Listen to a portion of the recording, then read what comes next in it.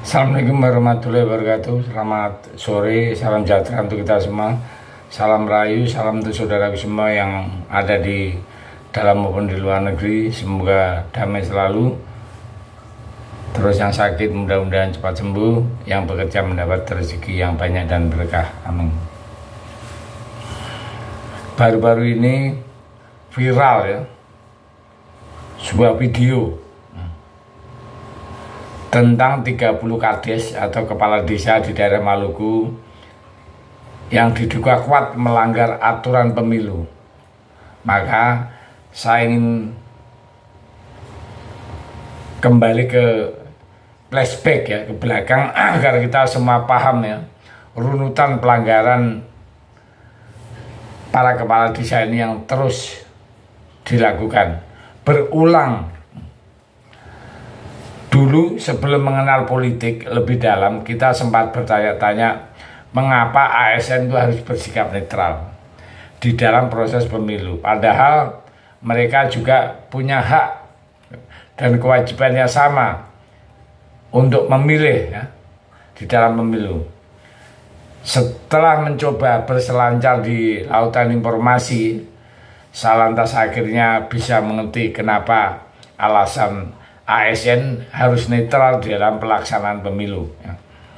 Ya, semua tak lepas daripada tugas mereka sebagai aparatur sipil negara, yang mana mereka berkewajiban memberi pelayanan secara adil dan menggunakan sumber daya negara demi kepentingan masyarakat.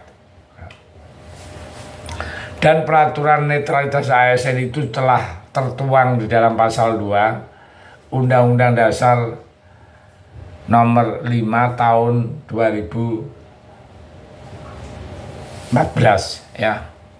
Jadi mohon maaf tak revisi sedikit. Dalam pasal 2 Undang-Undang nomor 5 ya, tahun 2014 bahwa ASN harus menjamin dan menjaga kenetralitasnya pada kontestasi politik. Akan tetapi faktanya jurgan jujur adil tak berlaku untuk pemilu tahun 2024. Hal ini sebab kita semua banyak yang tahu kejanggalan demi kejanggalan, baik itu pelanggaran yang nyata dan jelas di depan mata maupun pelanggaran bersifat di belakang layar. Beberapa bulan yang lalu ketidaknetralan itu dari ASN ini ditunjukkan lewat digelarnya acara abdesi, yaitu dalam rangka deklarasi dukungan Prabowo Gibran yang kala itu dilangsungkan di Stadion Senayan Jakarta, tepatnya di bulan November yang lalu. Ribuan kepala desa yang tergolong di dalam organisasi perangkat desa se-Indonesia ini pun hadir dalam acara tersebut. Jadi itu adalah suatu pelanggaran, dan prosesnya bagaimana sampai sekarang juga kita tidak tahu. Nggak tahu Bawaslu itu memang sudah diproses atau belum.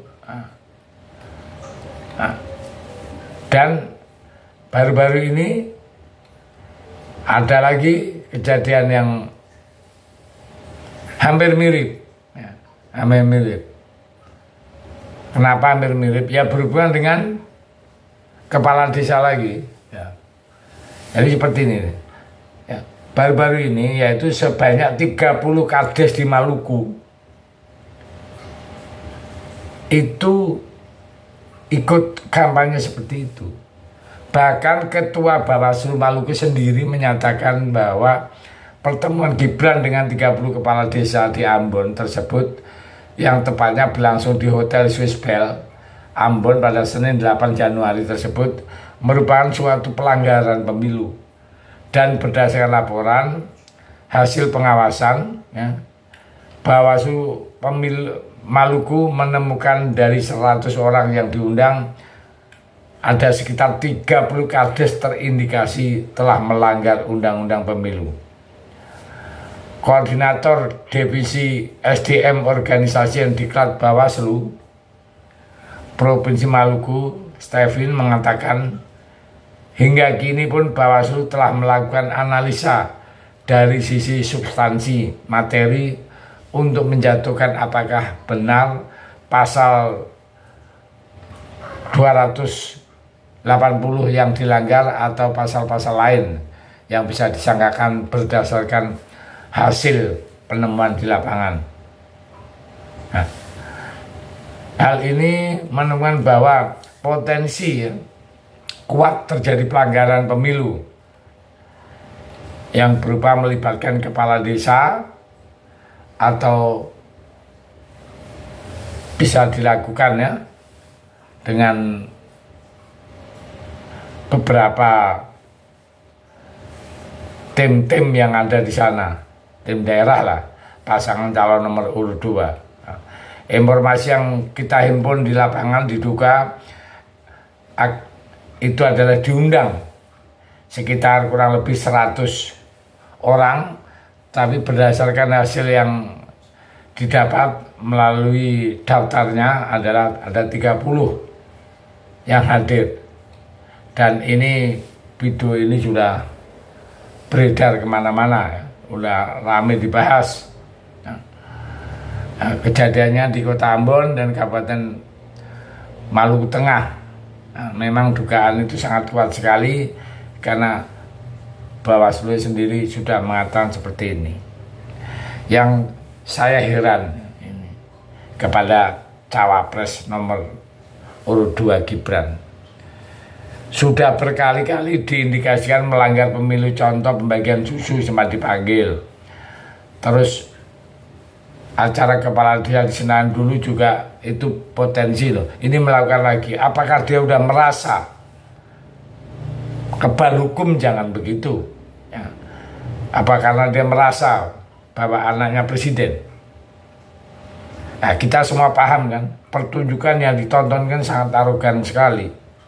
Nah, itu terserah masyarakat. Kalau masih empati terhadap dewa, ya itu hak masing-masing.